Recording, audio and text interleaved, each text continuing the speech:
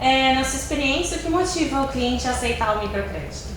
Na realidade, o cliente do microcrédito ele é um cliente que ele aceita a mudança, ele quer a mudança, ele quer crescer, ele quer progressão. Então, na realidade, o que eu acho que é uma oportunidade que eles vislumbram, né? Muitos dos nossos clientes, eles não têm conta, eles não têm direcionamento direto num banco, eles não, às vezes vão até uma agência e são maltratados. Eu acho que a oportunidade do banco estar indo ao de encontro deles é o que faz o microcrédito ser esse diferencial. E quando ele recusa, existe caso de recusar? Existe, tem vários casos de recusar na hora, de imediato, até porque assim, ele assusta, né?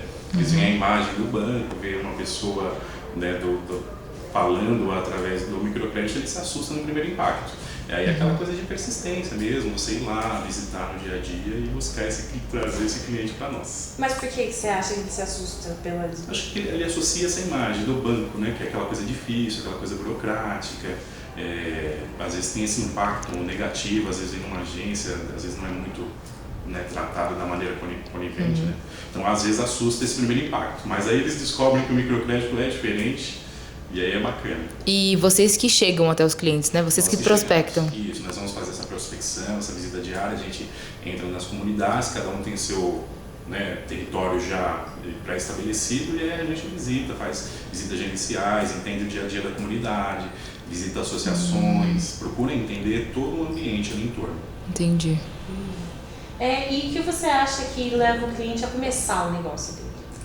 Acho que muitas vezes, assim, ele acaba se inspirando até mesmo pelas pessoas ao lado, mas a dificuldade às vezes de ter um trabalho, de repente a forma de educação cultural, não ter tido tantas oportunidades nesse conceito, faz com que ele se inspire mais ainda de querer conquistar essa vitória de uma maneira diferente. Então ele vai em busca desse próprio negócio, da própria atividade. E quando você propõe alguma mudança para o cliente que possa gerar algum conflito ou atrito entre eles, como ele reage? Geralmente ele aceita bem, viu? Não causa muito atrito, não. Ele vê o agente de crédito como um consultor mesmo de negócios, né? E a gente também tem esse conceito, né? A gente se preocupa muito em não só fornecer o crédito, e sim prestar uma consultoria, tá? Dentro daquilo que ele necessita. Tem um contato, né? No mercado, a gente explica de uma maneira simples para que ele possa entender.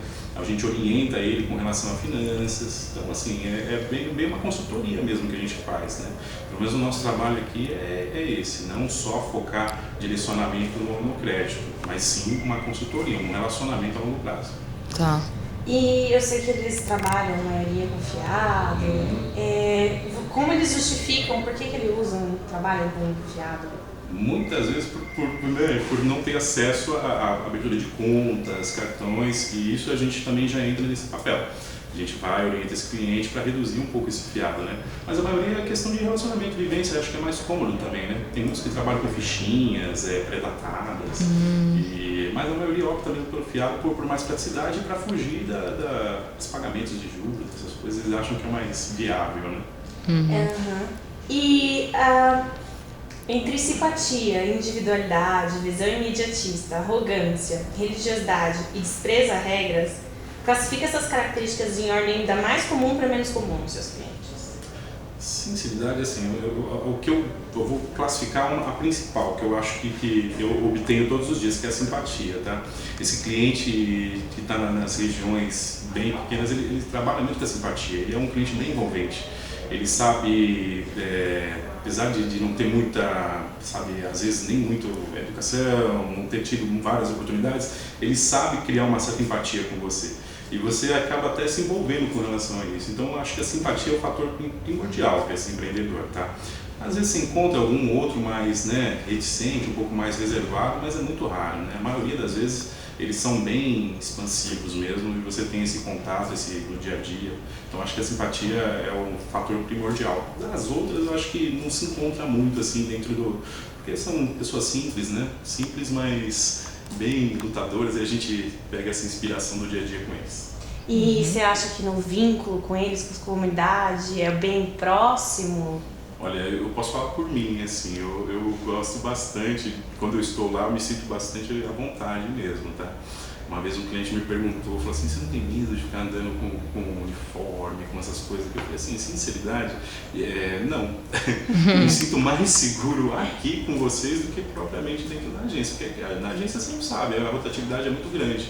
Aqui não, vocês já me conhecem, vocês me veem no dia a dia, então eu me sinto mais seguro. E o pessoal respeita bastante porque entende que é uma oportunidade, né? Eles veem como uma oportunidade de crescimento, uma oportunidade, sabe, de melhoria.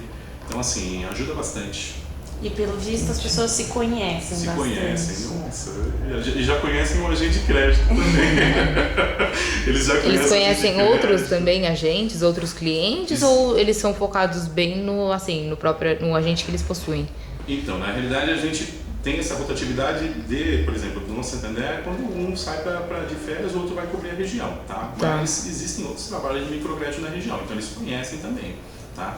Mas o que assegura o nosso cliente que faz ter essa retenção é justamente esse relacionamento. Entendi. Se você encontra uma irregularidade, principalmente porque alguns não são formais, no estabelecimento, como ele reage? Ele tenta justificar? Olha, a gente tenta ser o mais ponderado possível, tá? Até mesmo para não assustar esse cliente. A gente age como um orientador mesmo. E muitas vezes, quando tem essa situação, ele é reversível, tá? Às vezes é por falta de conhecimento mesmo, na maioria das vezes, tá?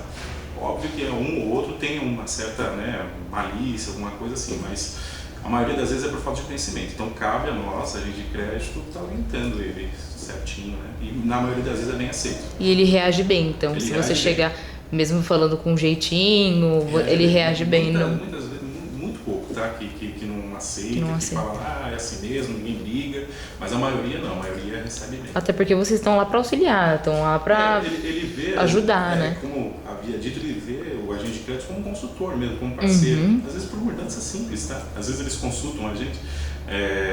Um cliente outra vez me perguntou se eu achava de vermelho, que eu achava de amarelo na parede, né? Eu falei assim, óbvio que eu vou gostar do vermelho, né? Porque o vermelho tem tudo a ver com a gente. Mas aí a gente acaba orientando, né? Desde a maneira mais simples até a mais, né? Entendi. E quando você encontra um cliente em potencial, quais são os cuidados que você toma na forma de abordá-lo?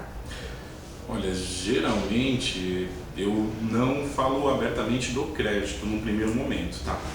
Quando vou abordar um cliente que eu percebo que está em expansão, está em crescimento, que a gente está observando no dia a dia, porque às vezes não adianta eu ir logo no primeiro impacto, eu observo aquele cliente ao redor, vejo os horários que ele está lá, a abertura do comércio, se ele é um empreendedor ativo, assíduo. Então eu vou estabelecendo isso como regra, tá? Na hora do atendimento. E na hora da abordagem eu procuro ser o menos focado no crédito possível. Eu vou falando de melhorias, vou perguntando do sonho, do que ele deseja, vou conhecendo o entorno da família, se tem filho, se não tem, até chegar no direcionamento de crédito. Primeiro a gente se relaciona com ele, propriamente dito. E porque se você chegar já falando já de crédito, o pessoal às vezes fala, assusta, né? Não preciso disso. Não, banco, eu nem quero. Então assusta. E como você se aproxima se ele é mais relutante do que o normal? É difícil, viu? Às vezes a gente, no primeiro momento, vai conversar, vai entregar um folhetinho, ele fecha a cara, não quero, nem procura saber. E aí você vai naquela coisa de batalha mesmo, né? Vai conhecendo. Às vezes eu olho o ambiente, olho o entorno para quebrar um pouco o gelo. Às vezes essas pessoas da comunidade são bem simples, eles colocam um time de futebol deles. Aí às vezes eu vou pro futebol, quando é mulher, às vezes eu vou falando de outras situações para poder quebrar esse gelo, né? Tem que saber chegar nesse cliente que é um cliente especial. Então você, na maioria das vezes, você é recebido com simpatia, desconfiança, arrogância, o quê?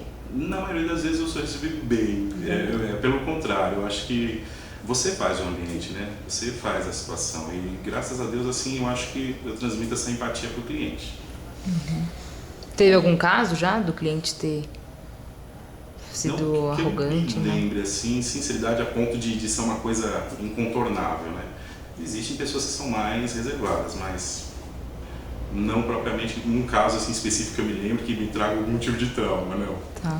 E você encontra dificuldade de encontrar pessoas dispostas a formar o grupo? Olha, quando você fala em grupo solidário, às vezes não é muito bem aceito, tá? Aí a gente vai expondo as qualidades, o que agrega um grupo solidário. E aí as pessoas começam a tomar forma. Às vezes você cita um outro cliente lá por perto, que tem o grupo, que já está há bastante tempo conosco, isso acaba ajudando. Mas as pessoas elas ficam um pouco, como é que se diz? Quando você fala grupo solidário, acende um monte de alerta, né? Elas falam assim, pegar dinheiro com o outro, é um pouco complicado. Mas graças a Deus a gente consegue reverter, e muitas vezes essa pessoa que está num grupo solidário, ela não quer sair do grupo.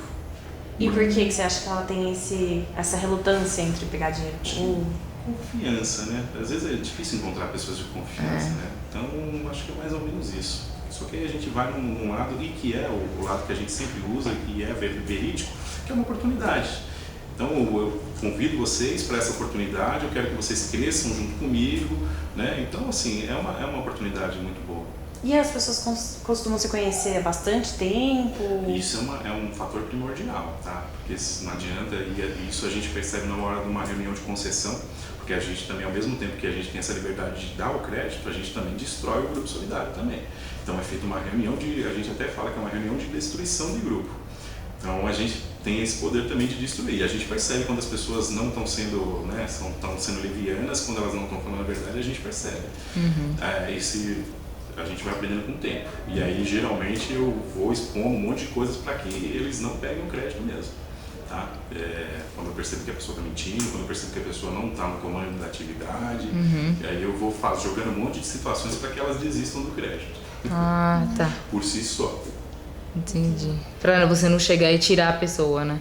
Por ser uma opção dela. Pra não criar um mal-estar. Porque às vezes tá lá, mas tem uma pessoa que é empreendedora, que ela quer crescer, e num grupo com 3, com 4 pessoas, às vezes dá para se aproveitar algumas outras pessoas. É só remodelar o grupo. Né? E é comum esse negócio deles tentarem dar um jeitinho? Eu não tenho sofrido tanto com isso, tá? Porque as pessoas já conhecem a cultura lá, a região está bem disseminada com relação a isso. Mas creio eu que quando é um agente novo, alguma pessoa, uma região nova, pode acontecer sim, tá? O marido está com restrição, a esposa pega, a filha pega, e a gente consegue já colocar esse conceito de não logo na cabeça. Até porque a gente tem um formato diferente. A gente consegue trabalhar com empreendedores que estão negativados também. Então, é só orientar o cliente e tornar ele um parceiro, na realidade. Né? A gente oferece essa oportunidade de ele se estabelecer. E você diz para ele se formalizar? Sim, a gente dá todo esse trabalho. A gente fala das vantagens da formalização, né? Principalmente esse cliente que nem você perguntou, de fiado. Então a gente orienta, ele fala assim, não é um risco para o senhor, né? O senhor costuma ter muito calote, a senhora costuma ter muito calote, né? Um risco, por que não se formalizar, abrir uma conta, pegar uma maquininha? Você é um facilitador, a senhora vai ter o garantido da senhora. A gente costuma orientar assim a formalização, tá? E até porque é o nosso trabalho, né? A gente tem que ser um consultor antes mesmo de ser um agente. E quando você pergunta do calote, como que eles falam? Como que eles agem? Da maneira mais engraçada possível, né? Bem daquele jeito simples, né? Eu vou pegar fulano que me deixou aqui. Às vezes você pergunta de calor, fala assim, tem muito fiado, tem muita gente que está devendo, eles começam a puxar gente logo no começo, de 20 anos atrás. Eu, não, é só aqui de agora. Tem muito fiadinho. Porque às vezes você fala assim, tem no levantamento socioeconômico, tem um campo que você pergunta quanto que ele tem para receber dentro do mês. Né? Aí eles começam a puxar, tem mais de 20 mil na rua. Né? Nossa. Não, é só nesse mês, é só o que a senhora tem para receber aqui. Então eles reagem assim, muitas vezes eles abrem mão, tá? Eles, deixei para lá, ele prefere contornar a situação de uma maneira mais, né? E por que você acha que ele prefere deixar para lá? Eu acho que muitas vezes esse cliente que é mau pagador, ele não tem boa índole, né? E às vezes eles preferem deixar para lá, né? Às vezes não está ligado com Eles usam vantagens, às vezes por estar numa região que tem bastante periculosidade, então eles usam essas vantagens e acabam sendo maus pagadores, né? O que a gente orienta é para ir cortando esse fiadinho, né? Vai cortando aos poucos, né? Para não ser uma coisa também, né, de correr muito risco. Entendi. Das perguntas aqui. Tem mais 3 minutos de bateria. Acabou. Eu falo bastante, né? Não? Se você tem alguma coisa para acrescentar, Eu queria agradecer a oportunidade, dizer que o trabalho de agente de crédito é um trabalho muito importante, é um trabalho que, assim, eu gosto muito de fazer. Trabalhava com outro segmento de vendas, trabalhava no varejo, atuava com venda de livros, e um fator preponderante foi que, assim, eu de certa forma vendia sonhos. Vender livros para mim é uma outra paixão, tá? Eu vendia sonhos.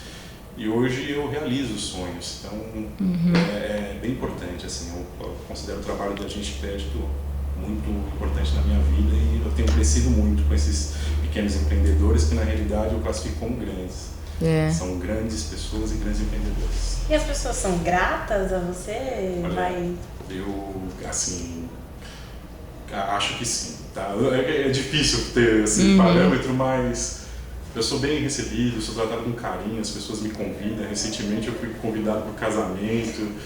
Que legal. Assim, a gente acaba fazendo parte da família, né? As pessoas ligam pra gente, conversam. Vocês tiveram a oportunidade de ver eu conversando com uma senhora no telefone. Então a gente procura dar esse atendimento aí, né? Essa liberdade, Essa liberdade. Eles conhecem o Marcelo, sabem da família do Marcelo, perguntam do meu filho, perguntam da minha esposa. Então, assim, é muito bacana, né? A gente acaba se envolvendo, não tem jeito. E eu sou uma pessoa assim que o relacionamento é primordial. Vou